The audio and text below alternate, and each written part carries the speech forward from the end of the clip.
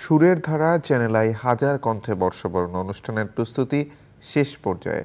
সারা দেশ থেকে অংশগ্রহণকারীরা মহড়ায় অংশ নিচ্ছেন। বর্ণাঢ্য এই আয়োজনের বিস্তারিত জানাচ্ছেন Mithila Naznin. Lalmatia housing society school মাঠে সুরের ধারা চ্যানেল আই হাজার কণ্ঠে বর্ষবরণ অনুষ্ঠানের মহড়ায় একসাথে অংশ নিচ্ছেন শিল্পীরা। গানে গানে নতুন বছরের নতুন সূর্যকে বরণ করার এ প্রস্তুতি তাদের।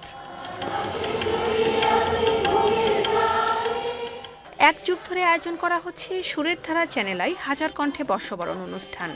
অনলাইনে রেজিস্ট্রেশন আর অডিশন পর্ব শেষে নিয়মিত মহড়ার পর এবার মূল অনুষ্ঠান আয়োজনে অংশ নিতে প্রস্তুত শিল্পীরা। এবারের আয়োজনে অংশ নিচ্ছে সুরের ধারার নিয়মিত শিশু শিল্পীরাও।